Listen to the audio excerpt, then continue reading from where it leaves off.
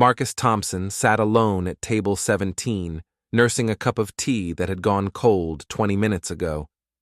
Around him, the wedding reception hummed with life, laughter, clinking glasses, champagne toasts, the DJ announcing the father-daughter dance. He was an island of stillness in a sea of celebration. 3 years. 3 years since his wife Denise had died. And he still couldn't sit at a wedding without feeling the weight of her absence pressing against his chest like a physical thing. He should leave. No one would notice. He'd done his duty, showed his face, congratulated the couple, signed the guest book. His colleague wouldn't take offense if he slipped out early. Everyone knew his situation. Everyone understood. His hand reached for his car keys. "Excuse me, mister." Marcus looked up. 3 identical little girls stood at his table, maybe 6 years old, with matching dark curly hair tied back with pink ribbons. They wore pale pink dresses that matched their ribbons, and they were staring at him with the kind of intense focus usually reserved for mission-critical operations. Their beautiful brown skin glowed under the reception hall lights. "Are you lost?" Marcus asked, glancing around for a frantic parent. "Do you need help finding your mom or dad?" "We found you on purpose," the girl on the left said. "We've been looking for someone like you all night," the middle one added. "And you're perfect," the right one finished. Marcus blinked. "Perfect for what?" The 3 girls exchanged glances, one of those silent sibling conversations that seemed to involve telepathy. And then, in perfect synchronization, they leaned forward close enough that Marcus could smell strawberry shampoo. Their voices dropped to urgent whispers. "We need you to pretend you're our father." Marcus's brain stuttered to a complete halt. "I'm sorry, what?" "Just for tonight," the left girl clarified quickly. "Just until the party's over. Then you can go back to being a stranger, and we'll never bother you again. We promise. We'll even pay you," the middle one said, producing a crumpled $5 bill from somewhere in her dress. "This is everything we have, but it's yours." Marcus set down his teacup carefully like it might shatter.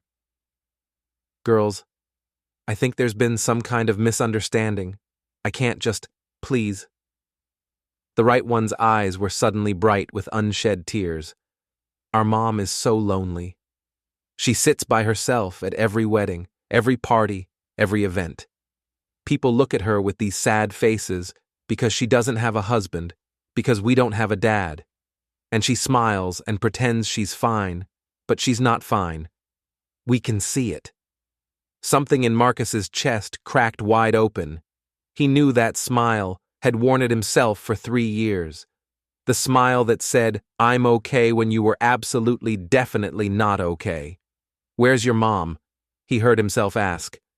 All 3 girls pointed in perfect unison across the reception hall. Near the bar stood a woman in a red dress that stopped Marcus's heart mid-beat.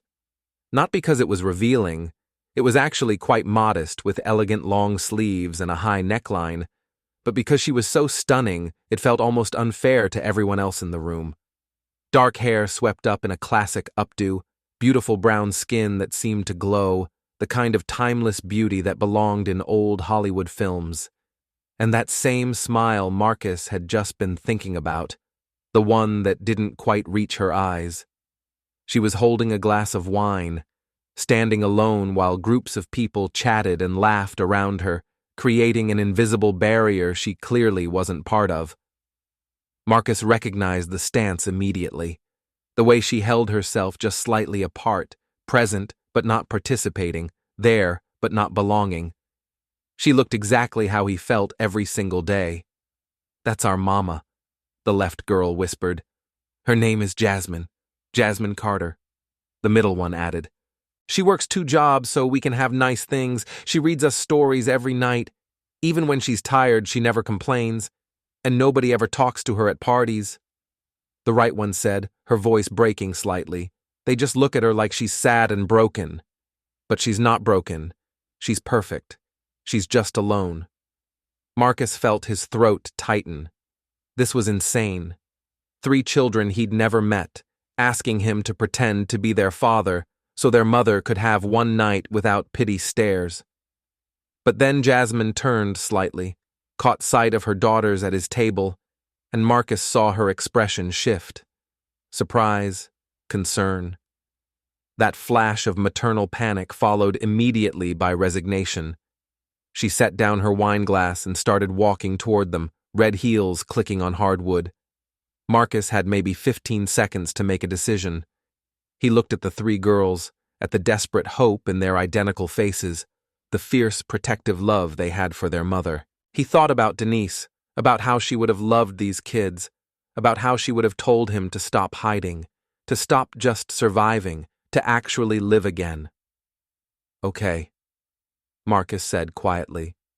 "What are your names?" Three faces lit up like Christmas morning. "I'm Imani," the left girl breathed. "Zuri," the middle one said. "Amara," the right one whispered. "All right, Imani, Zuri, and Amara." Marcus straightened his tie, took a breath.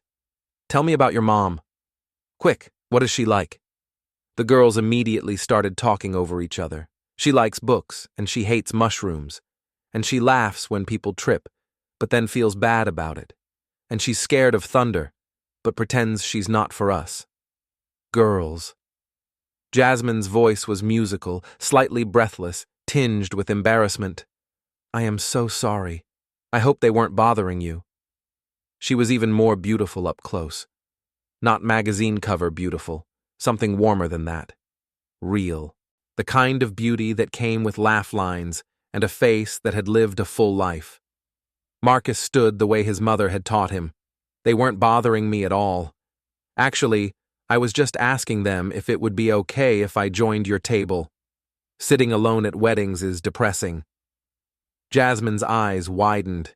Surprise flickered across her face, followed by confusion, followed by something that looked dangerously like hope before she shut it down. "Oh, you don't have to. I mean, they probably cornered you. They didn't corner anyone." Marcus lied smoothly. He gestured to his abandoned teacup. "I've been sitting here trying to work up the courage to introduce myself to the beautiful woman in the red dress. Your daughters just gave me the perfect excuse." Jasmine's cheeks flushed darker, and for just a second that fake smile became real. "I'm Jasmine," she said, extending her hand. "Jasmine, Carter, and these troublemakers are my daughters, Imani, Zuri, and Amara." Marcus finished shaking her hand. Her skin was soft and warm. They already introduced themselves. "I'm Marcus, Marcus Thompson." Behind Jasmine's back, where she couldn't see. All three girls were giving Marcus enthusiastic thumbs up. This was either going to be a disaster or the best decision he'd made in 3 years. Probably both. Jasmine led him to her table number 23, tucked in a corner that felt deliberately chosen for its invisibility. Marcus held her chair, an automatic gesture his mother had drilled into him as a boy, and saw surprise flicker across Jasmine's face like she wasn't used to men doing small courtesies. The girls climbed into their chairs, practically vibrating with excitement. Imani kept shooting Marcus meaningful looks that were about as subtle as a fire alarm. Zuri was grinning so hard it looked painful. Amara kept whispering, "It's working," under her breath. "So," Jasmine said clearly, trying to smooth over the awkwardness her daughters had created, "I really am sorry about them ambushing you. They have this habit of talking to strangers no matter how many times I explain why that's not okay.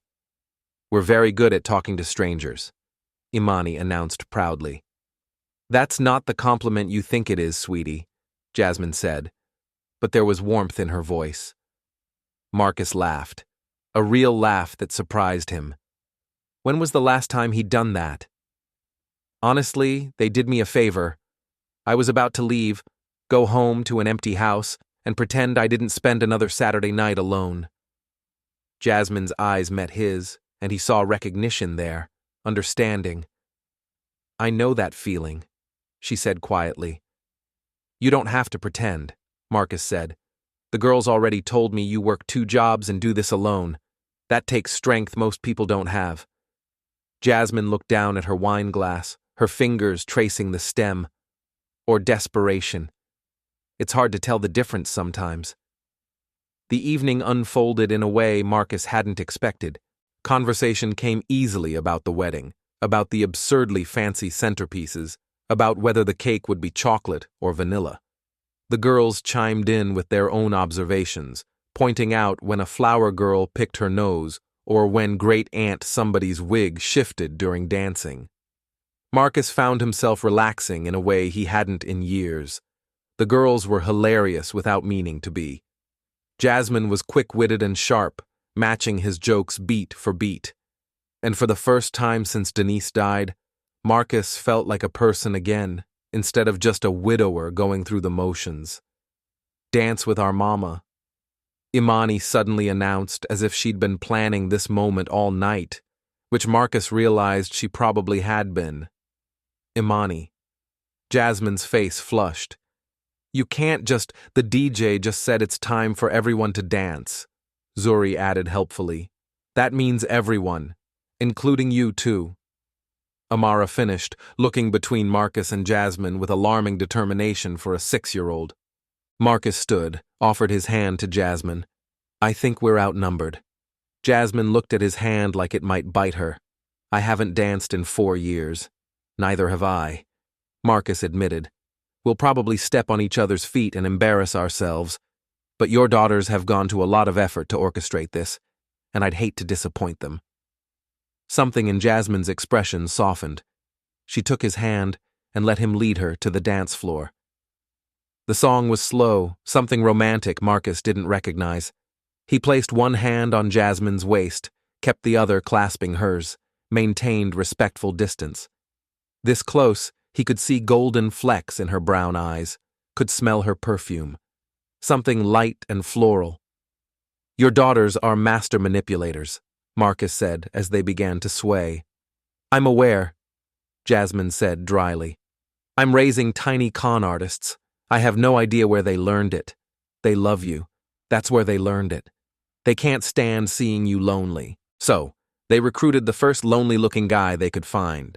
Should I be offended that they picked someone who looks lonely? I think we should both be flattered they recognized kindred spirits." "Can I ask you something?" Jasmine said quietly. "Why did you say yes when they asked you to pretend? You could have said no. Should have said no. Honestly, it's a crazy request." Marcus thought about it. "Because I saw your face when you thought they were bothering me. You were already preparing to apologize, already expecting rejection. And I thought, I know that feeling. I know what it's like to brace for disappointment because it's easier than hoping. And I guess I wanted to give you one night where you didn't have to brace." Jasmine's eyes glistened. "That's the kindest thing anyone said to me in a very long time." They danced through 3 more songs. Other couples joined them on the floor, and suddenly, Jasmine wasn't the lonely single mom standing by the bar anymore. She was just a woman at a wedding dancing with someone, laughing at his jokes, looking genuinely happy. When they finally returned to the table, the girls were beside themselves. "You danced for 4 whole songs," Imani reported as if she'd been keeping meticulous count. "Mission accomplished," Amara whispered, giving her sisters covert high fives under the table. Marcus and Jasmine exchanged glances. They'd been played by 6-year-olds, and somehow neither of them minded. The rest of the evening passed in a blur.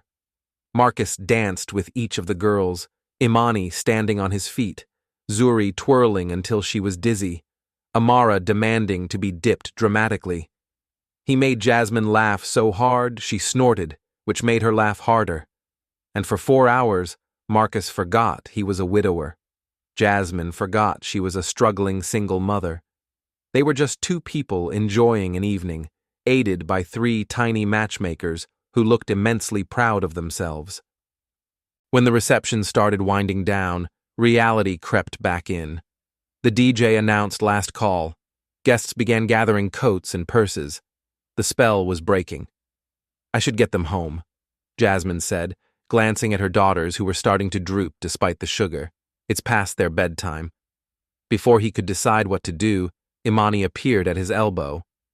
"Mr. Marcus," she said very seriously, "thank you for being our pretend daddy tonight. You were really good at it." Something in Marcus's chest cracked. "You're welcome, Imani." Thank you for picking me. We didn't pick wrong, did we? Zuri asked, looking between him and her mother. You had fun, right? We had fun, Jasmine confirmed, her voice soft. Then you should see each other again, Amara announced, as if it was the most logical conclusion in the world. That's what grown-ups do when they have fun together. They have more fun together later. She's not wrong, Marcus interrupted. He looked at Jasmine, his heart hammering. I know this whole thing started as pretend, but I haven't enjoyed an evening this much in 3 years. And I'd like to see you again for real this time. No pretending, just you and me and probably these 3 in the background orchestrating everything. Definitely orchestrating, Imani confirmed. Jasmine bit her lip, and Marcus could see her wavering, wanted to say yes, but scared to hope. Coffee? Marcus said. That's all I'm asking. You pick a time and place. Bring the girls if that makes you more comfortable. And if it's terrible, we'll part as friends and chalk this up to a weird but nice evening. But if it's not terrible, it won't be terrible, Zuri said confidently. Jasmine smiled, that real smile, the one that reached her eyes. She pulled out her phone. Okay, 1 coffee. I'm warning you, though. In the light of day, without the romance of a wedding, I'm actually pretty boring. I seriously doubt that, Marcus said, entering his number into her phone. She texted him immediately. A simple hi, it's Jasmine, so he'd have her number too. Before they left, she did something that surprised both of them. She stood on her tiptoes and kissed Marcus's cheek. Just briefly, just enough to leave the ghost of warmth against his skin.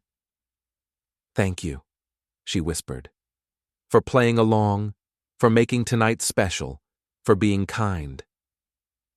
Then she was gone, hurrying 3 tired girls toward the parking lot, leaving Marcus standing alone on the dance floor with his hand pressed to his cheek and something that felt dangerously like hope blooming in his chest.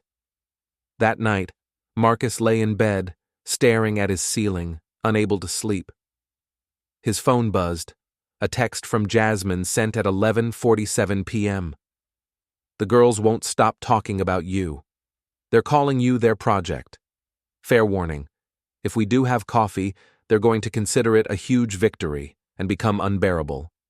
Marcus smiled in the darkness and typed back. Tell them their project is already a success. I haven't smiled this much in years. Also, I insist on buying. That $5 they offered me is burning a hole in my pocket. Jasmine's response came quickly. They'll want that $5 back. They're saving up for a kitten I've said no to approximately 700 times. What if I buy the coffee and contribute to the kitten fund? Then you're definitely trying to bribe your way into our good graces. Is it working? A long pause. Marcus held his breath. Yes. Coffee on Tuesday. There's a place near my work called Mama Rosa's. 3 p.m. I'll be there. Tuesday arrived wrapped in nervous energy. Marcus changed his shirt 3 times, second-guessed his hair, arrived 15 minutes early, and had to sit in his car to avoid looking too eager. Jasmine was already there when he walked in, sitting at a corner table with a coffee already in front of her. She'd changed from her nursing scrubs into jeans and a soft blue sweater that made her eyes look warmer than he remembered. Hi, Marcus said, suddenly feeling like a teenager on his first date. Hi, Jasmine replied, and he could see she was just as nervous. For the first few minutes, conversation was stilted. Without the wedding atmosphere and the girls as buffers, they were just 2 strangers trying to figure out what to say to each other. But then Jasmine asked about his work. Marcus was an architect and he asked about hers, and somehow they fell into the same easy rhythm from Saturday night. Can I ask you something? Jasmine said after a while. Your wife. How long has it been? Marcus didn't flinch at the directness. He appreciated it, actually. 3 years. Heart attack. She was only 35. No warning, no history. One day she was here, and the next, she wasn't. Jasmine reached across the table and squeezed his hand briefly. I'm so sorry. What about the girl's father? Marcus asked. Fair was fair. Left when they were 6 months old. Jasmine said matter-of-factly. Said 3 babies was more than he'd signed up for. I haven't heard from him in almost 6 years. No child support, no birthday cards, nothing. His loss, Marcus said fiercely. That's what I tell myself on the hard days. Jasmine smiled, but it was tinged with sadness. The girls ask about him sometimes. I don't know what to say except that he's missing out on knowing the 3 most amazing people in the world. Your daughters adore you, Marcus said. They orchestrated an elaborate scheme involving a complete stranger just to see you happy. That doesn't happen by accident. That happens because you've loved them so well they can't stand to see you without it. Jasmine's eyes filled with tears. You can't just say things like that. Why not? Because I might start believing you. And hope is dangerous when you've been disappointed as many times as I have. What if we're both brave enough to be disappointed again? What if we risk it? Jasmine looked at him for a long moment. 1 more coffee next week. And maybe if that goes well, dinner. And if the girls start planning our wedding after 2 dates, you have to promise not to run screaming. Marcus laughed. I promise, though, I suspect they're already planning it. 1 coffee became 2. 2 coffees became dinner. Dinner became a Sunday at Riverside Park with the girls. The park became a weekly routine. Imani, Zuri, and Amara took full credit for everything, narrating Marcus and Jasmine's relationship like sports commentators. And she's laughing at his joke, folks. That's 3 laughs in 5 minutes. This is going very well. 2 months in, Marcus met Jasmine at the hospital after a particularly brutal shift. She walked out looking exhausted, her hair escaping its ponytail, still in her scrubs. Bad day? Marcus asked. We lost a patient, a kid 10 years old. Jasmine's voice broke. I can't stop thinking about his mother, how she had to say goodbye. Marcus pulled her into his arms right there in the parking lot and just held her while she cried. No platitudes, no trying to fix it, just presence. Thank you, Jasmine whispered when she finally pulled away, for not telling me it'll be okay or that it's part of the job. Some days nothing is okay, Marcus said. Denise taught me that. Sometimes you just have to sit in the not okay until it passes. I really like you, Jasmine said suddenly, like a concerning amount for 2 months of knowing someone. Good, Marcus replied. Because I really like you too, a concerning, probably moving too fast amount. Jasmine kissed him right there in the hospital parking lot. A real kiss, not a peck on the cheek. The kind that said, I'm choosing this. I'm choosing you. We're officially together, she confirmed when they pulled apart. The girls were in fact insufferable. We did this, Imani announced at dinner that night. We made you fall in love. We're not, Jasmine started. Not yet, Zuri corrected.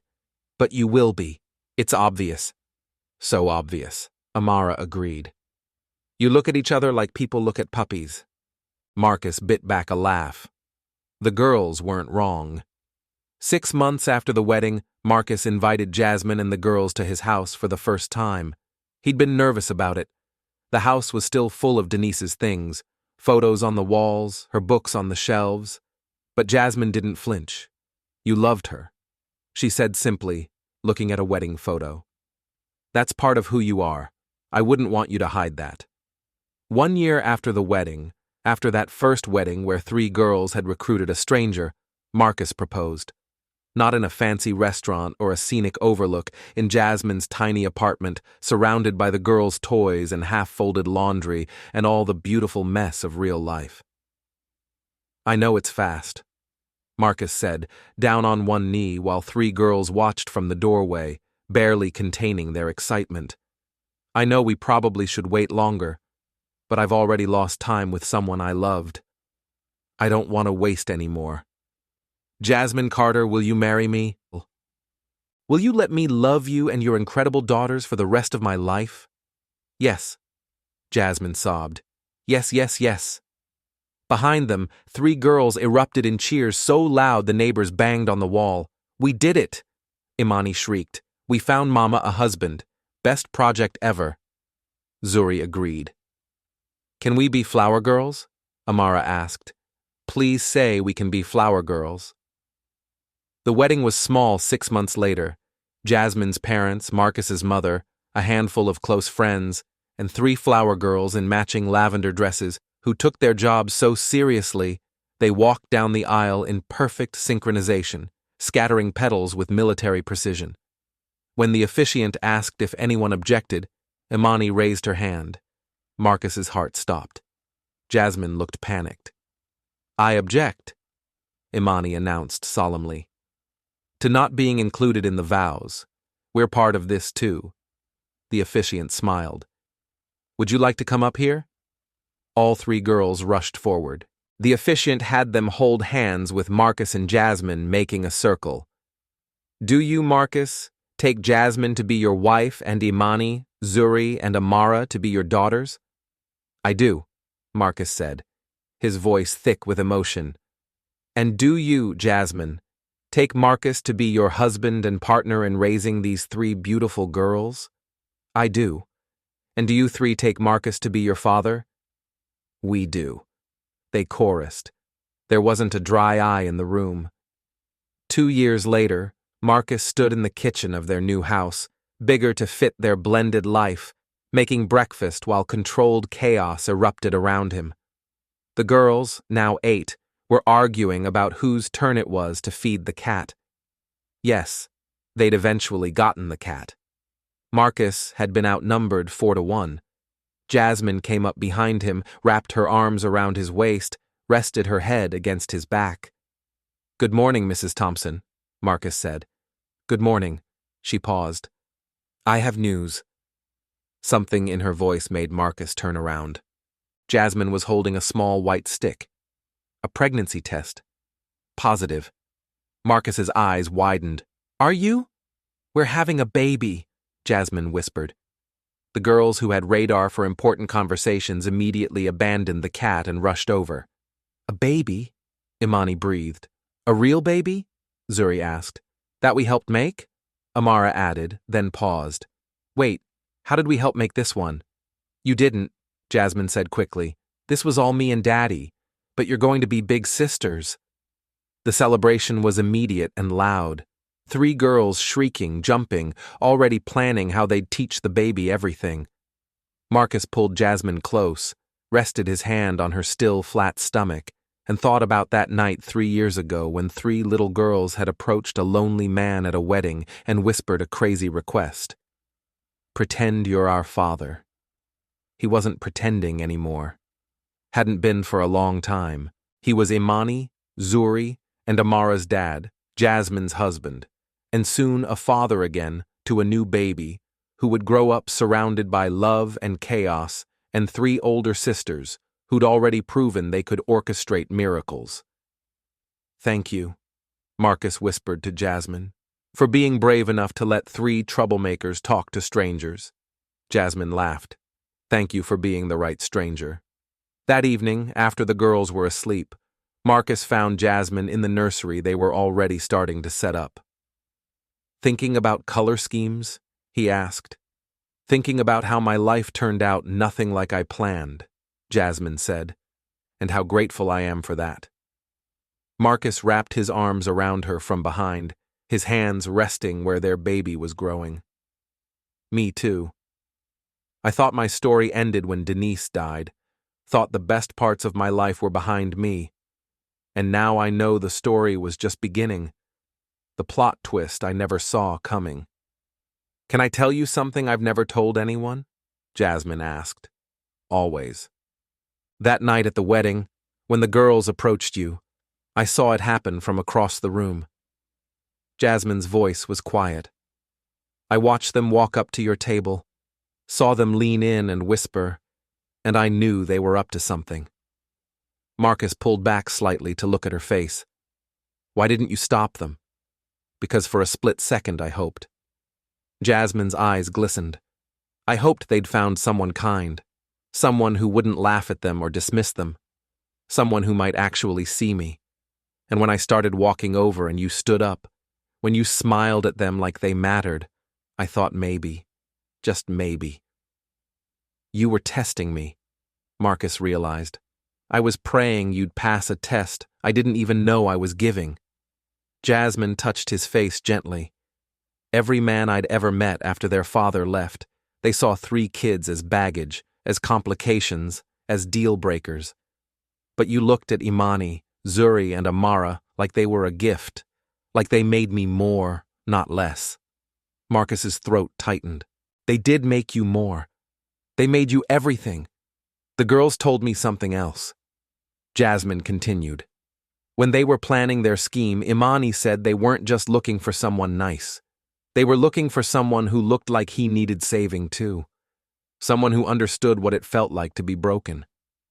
Smart kids, the smartest. Jasmine smiled through tears. They said you were the 5th man they considered approaching that night. The first 4 all looked confident, happy, complete. But you looked like us, lost, trying, hopeful despite everything. I almost said no, Marcus admitted, when Imani said, "Pretend you're our father." My first instinct was to apologize and walk away. It was crazy, too much, too complicated. But then I looked at her eyes and I saw Denise. Not literally. I saw the same fierce love, the same protective instinct. Denise loved hard and completely. Your daughters have that same quality. Jasmine's breath caught. You said yes because of Denise. I said yes because 3 little girls love their mother so much they were willing to recruit a stranger to make her happy. And I thought, what kind of woman raises children capable of that kind of love? I wanted to meet that woman. You saved me, Jasmine, not the other way around. You and 3 tiny girls who refused to let either of us be lonely anymore. Jasmine was fully crying now. Imani asked me last week if I ever regretted letting them approach you. I told her that moment changed my life, that her bravery gave me permission to be brave too, that watching you say yes, watching you choose us over and over again, taught me that I was worth choosing. I told her that her scheme was the greatest gift anyone's ever given me. Not a scheme, Marcus corrected gently. A miracle. 3 small miracles in pink dresses who saw 2 broken people and decided to fix them. They stood together in the quiet nursery, Marcus's hands on Jasmine's barely there baby bump, both of them marveling at how life could turn on a single moment, a single choice, a single yes. Marcus. Jasmine's voice was soft. Yeah. Thank you for being the kind of man 3 little girls could trust. Thank you for seeing past the crazy request to the love behind it. Thank you for choosing us every single day since. Thank you for letting me. Marcus replied. Thank you for building this with me. Do you ever think about that night, the wedding? All the time. 3 6-year-old girls playing matchmaker. It's insane. It's perfect, Jasmine corrected. They saw 2 lonely people and decided we didn't have to be lonely anymore. That's not insane. That's love. Marcus kissed her softly. Remind me to thank them when they're older. They'll never let us forget they made this happen, Jasmine warned. We're going to hear about it at every family dinner for the rest of our lives. Good, Marcus said. Let them gloat. They earned it. 10 years later, Marcus sat at a wedding, his daughter Imani's wedding, watching her dance with her new husband. Zuri and Amara stood beside him. All 3 of them grown now, beautiful and confident, and so much like their mother, it made his heart ache in the best way. Jasmine slipped her hand into his, her wedding ring catching the light. They'd added to it over the years. 1 small stone for each child, 3 for the triplets, 1 for their son who was now 8 and terrorizing the dessert table. Remember when you were sitting alone at a wedding and 3 little girls recruited you? Jasmine asked. Best recruitment of my life, Marcus said. Imani told me she and her sisters planned that, Jasmine admitted. They'd been watching me be lonely for months, planned the whole thing, even practiced their pitch. Marcus laughed. I know. Imani confessed when she turned 16, said it was her first successful tactical operation and inspired her to go into event planning. Our daughters are masterminds. They get it from their mother. On the dance floor, Imani caught sight of them and waved. Zuri and Amara joined their sister, and all three raised their glasses in a silent toast. To the stranger their mother married, to the man who became their father, to the family built on a whispered request and the courage to say yes. Marcus raised his glass back. Some love stories start with love at first sight. Some start with grand gestures or fate or careful planning. Theirs started with 3 little girls, a lonely man, and a whispered plea. Pretend you're our father. He'd stopped pretending a long time ago. Now it was just real. Beautifully, chaotically, perfectly real.